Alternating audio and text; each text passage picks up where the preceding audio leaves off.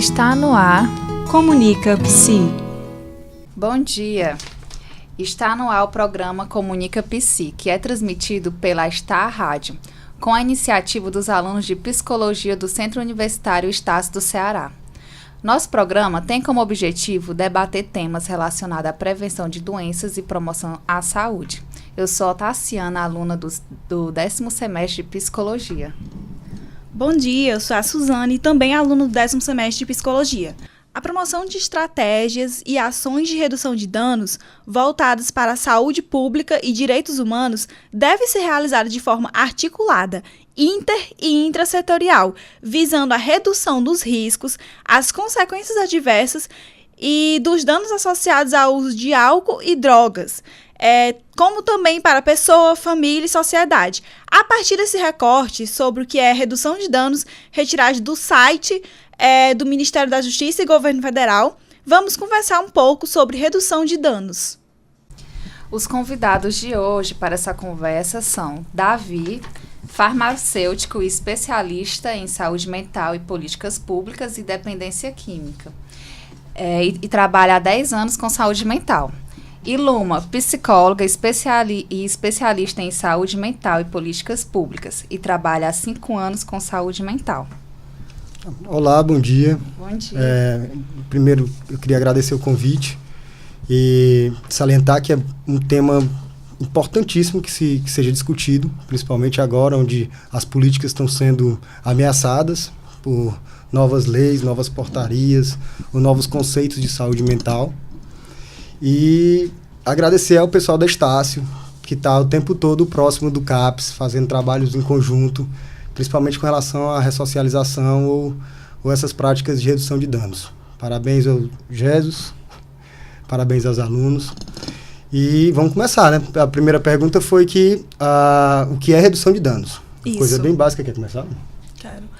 Primeiramente, bom dia, né? Assim como faço das minhas palavras as do Davi. Queria agradecer o convite também e dizer que essa semana é uma semana bem simbólica, né, para a saúde mental, por conta do dia 18 de maio, onde a gente comemora o dia da luta antimanicomial, que a gente vai falar um pouquinho, né? Eu acho que redução de danos, luta antimanicomial, CAPS, saúde mental, tem tudo a ver. E para iniciar, o que é redução de danos, né? Eu acho que o próprio nome já diz muita coisa. Mas se a gente for colocar mais um pouquinho mais à frente, a gente pode pensar em políticas e práticas, né, que são postas para reduzir os riscos, né? Reduzir riscos de quem? De todo mundo, né? Todo mundo ele está dentro dessa política de redução de danos, não só dependentes químicos. A gente, para falar de redução de danos, a gente precisa contar um pouquinho da história da redução de danos, né? Na verdade, no Brasil começou a se ver redução de danos não com relação à dependência química, mas com relação ao HIV, né? A gente teve, no final do século passado, um boom na história da distribuição de camisinhas, né? Foi até um conflito com um forte moralismo do cristianismo em cima da distribuição dessas camisinhas, mas foi a primeira ação de redução de danos, quando se entende que ninguém vai deixar de fazer sexo ou vai fazer mais sexo pela distribuição. E sim, a gente vai cuidar daquelas consequências daquele sexo feito por dependentes ou por usuários ou por doentes com HIV, né?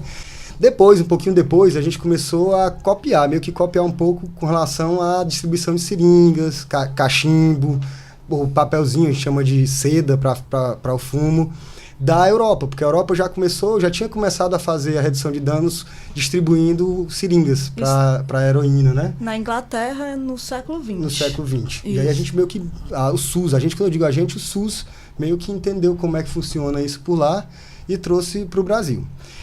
Durante esse período, a redução de danos ele era voltado exclusivamente para a parte biológica do negócio, biomédica. O que é que acontece? Era voltado para os danos físicos que o uso daquela substância pode causar. De um tempo para cá, de 10 anos para cá, isso meio que veio mudando, a redução de danos ampliou. Foi por isso que a Luma falou que se a gente for um pouquinho mais a fundo, a redução de danos vai muito além disso. Ela ampliou principalmente para o lado social.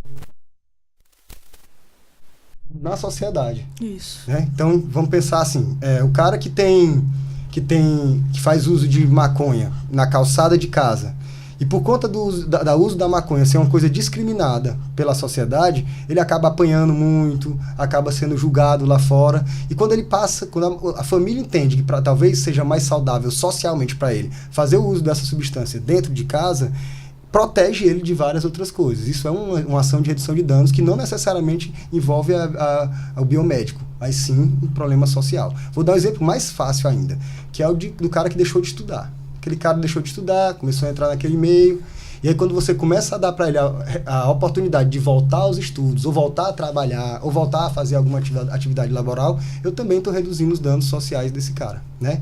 Então, redução de danos, resumindo para todo mundo, para ficar mais fácil de entender, é a luta pelo direito do cidadão, da escolha do que ele quer fazer. Então, se ele quer fazer sexo, mesmo tendo HIV, ele tem o direito de fazer usando camisinha. Se ele quer usar drogas, não quer parar naquele momento, ele tem o direito de fazer uso, ele é maior de idade, ele não quer parar naquele momento, mas ele tem o direito de ter saúde mesmo fazendo uso. Então, a redução de danos, ele luta pelo direito do usuário de escolha, né? Luta pela cidadania dele. Isso é uma coisa bem interessante, porque o SUS, ele trabalha na universalidade, né? Ele trabalha naquela questão de que todo cidadão ele tem direito à saúde, né? Independente de religião, independente de raça, independente de classe social, todo cidadão, segundo o SUS, tem direito à saúde. Então, se esse cidadão tem o hábito de fazer uso, ele tem o direito também de ter saúde mesmo fazendo uso. A redução de danos vem nesse propósito. Diante dessas ações, né, que você falou aí, que a redução de danos já fez, quais os profissionais podem atuar junto à redução de danos? Todo mundo, tá, gente? Eu acho que todos os profissionais estão capacitados para desenvolver essa política de redução de danos. E é só a gente pensar que a redução de danos, eu estava até lendo alguma coisinha ontem, né? E eu achei interessante, um dos autores colocou que a redução de danos é transdisciplinar, né? Porque ela deixou de ser multi. Ela não é mais aquela história, ela atravessa, né? Assim como o Davi colocou, a questão social, a questão da saúde, a questão da cultura, educação, assistência social, trabalho. Então, ela visa um todo, né? Não só aquele cara que chega no serviço doente, mas ele enxerga como um cara que também que é doente, mas também tem uma família, que também tem falta de emprego, que não estuda ou que estuda, né? Então, a redução de danos, ela visa mais ou menos essa estrutura como um todo. E eu gostei muito desse nomezinho, dessa transdisciplinaridade, né? Eu acho que é bem interessante. Porque a gente consegue entender, por exemplo, que a cozinheira de uma unidade de saúde que dá alimento para aquele usuário que não passou o dia inteiro usando e não se alimentou, ela fez ali uma ação de redução de danos, né? Então, a cozinheira, ela é uma redutora de danos ali. É um profissional. O porteiro que abriu o portão cedinho quando estava chovendo e ele estava lá fora, deixou ele entrar, foi um redutor de dano naquele momento. Então, abrange todos os profissionais que estão ali dentro acolhendo aquele usuário. Desde a recepção à coordenação. Né? Por isso então, é trans. Isso. Nós estamos falando sobre redução de danos, né? E agora, de 18 de maio, iremos comemorar a luta antimanicomial, né? De que forma a redução de danos se relaciona com a luta antimanicomial? Tem um marco importante que é o contrário. Na verdade, a redução de danos começou a pegar força, começou a existir, começou a ser parte dos acolhimentos, parte das práticas do SUS, quando a luta antimanicomial aconteceu, né? Então, a gente tem 31 anos de história de luta antimanicomial, de reforma psiquiátrica, que a gente conhece por reforma psiquiátrica, isso. Nesse período foi onde a gente começou a rever as políticas de saúde mental, e aí a gente começou a ver que precisava ser mais humanizado o tratamento e menos manicomial, né? Menos presídio, menos amarras, menos dopado, e passou a ser uma coisa mais social. Foi nesse período que começou a se entender que redução de danos tem sim que ser parte de uma das abordagens. Isso não quer dizer que o SUS só trata a redução de danos. O SUS trata para a demanda que o usuário trouxer. Se o sujeito chega para o SUS e diz o seguinte, olha, eu quero parar, a partir de agora eu não quero mais usar. Então a gente vai fazer essa abordagem de abstinência, independente de internação ou não. Não, Davi, eu estou precisando reduzir. vou diminuindo, eu preciso reduzir, eu não posso parar de uma vez. Então a gente faz esse desmame também. Mas o sujeito tem também esse direito de dizer, eu quero continuar usando, mas quero ter saúde, e a gente também tem como abordar. Isso só virou política, graças a esse conjunto de manobras que aconteceu há 31 anos atrás, no dia 18 de maio. É a história da liberdade, né? A luta antimanicomial luta pela liberdade, assim como a redução de danos também. Né? A liberdade de escolha, a liberdade de você saber o que você quer.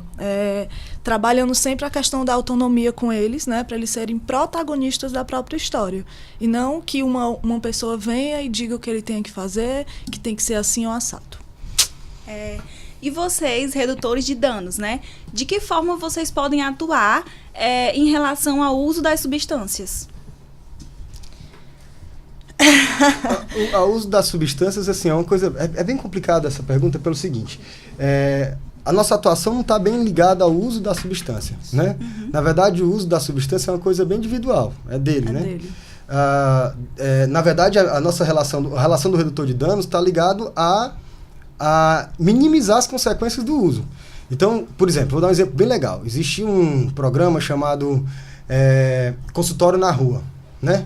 Que é uma Kombi, que vai com alguns profissionais, inclusive palhaço, arte-terapeuta, não só médico, psicólogo, né?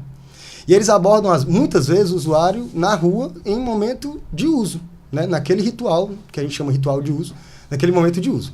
Naquele momento de uso, quando o redutor de dano chega, ele não vai, em nenhum momento, proibi-lo de usar. Ele está lá fazendo uso, é o espaço dele.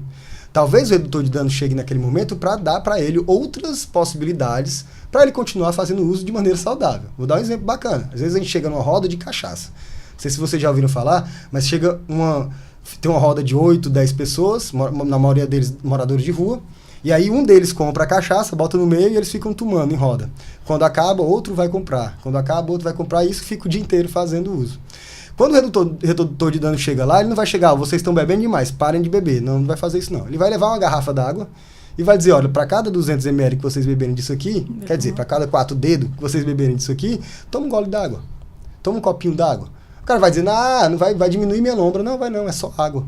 É só para evitar. E aí, ele não precisa explicar isso para aquele cara que está naquele momento fazendo uso, mas ele sabe que ali naquele momento eu estou diminuindo os danos das células nervosas, eu estou diminuindo a desidratação das células nervosas e por isso eu estou evitando vários danos cerebrais com aquele álcool que absorve o líquido e joga fora do corpo, né? Isso é uma ação. É só a gente pensar que a droga ela sempre existiu, ela existe, ela sempre vai existir.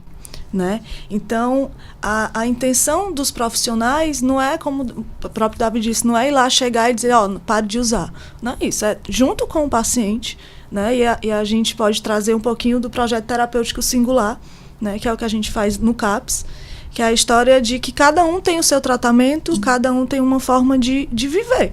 Então, a gente não pode simplesmente adequar um projeto a todo mundo, né? A gente sabe que as histórias de vida são completamente diferentes.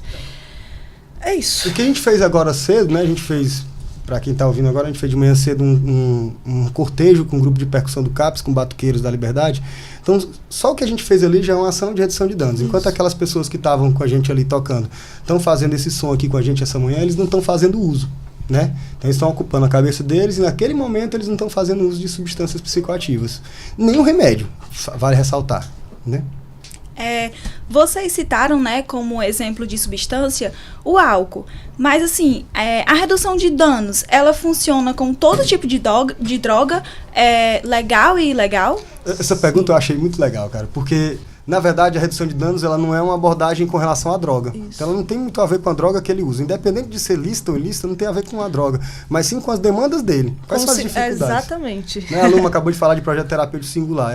Ela, na verdade, acabou que respondendo essa pergunta antes. Porque ela disse, olha, para cada indivíduo, eu tenho um projeto terapêutico para ele diferente dos outros. Então, vamos lá. Eu posso beber álcool e a Luma beber álcool também na mesma quantidade. Mas os problemas que o álcool me traz são uns e para ela pode ser outro. Então, a abordagem de redução de danos independe do tipo de droga que aquele usuário faz uso. Na verdade, ela tem a ver com o que ele traz de demanda daquele uso. A gente também gostaria de saber, os CAPs trabalham com redução de danos? Se sim, de que forma ele trabalha? Que bacana essa pergunta. O CAPS trabalha, sim, com redução de danos, que é uma política, e também com a política de abstinência. certo? A gente não pode esquecer também, porque senão fica uma coisa, só redução de danos, não. Para algum, assim, volto de novo, acho que todas as perguntas englobam a mesma questão, né? De ver esse indivíduo como um ser singular, como um ser individual que tem as suas características e que a gente precisa... O que vai diferenciar é exatamente esse olhar do profissional junto com o paciente, né? Junto com esse sujeito, para se tratar, né? E, sim, o CAPS trabalha com redução de danos. A gente acabou de fazer uma abordagem de redução de danos aqui. E, fora isso, tem os grupos, tem as visitas domiciliares que a gente faz, né, que também é uma forma de reduzir danos. Tem as conversas, né? Quando a gente desce nas escadas, fica ali na recepção esperando por eles, ali já é uma redução, porque a gente chega junto, conversa, puxa aqui, vai saber como é que foi o dia. Se a pessoa estiver mais para lá do que para cá, já fica de boa. Então, eu acho que redução de danos, como uma amiga minha disse, ela acontece desde a hora que você acorda, né? Que você entra no carro, coloca o cinto de segurança, isso já é uma forma de reduzir danos. Então, sim, o CAPS, ele reduz danos o tempo todo.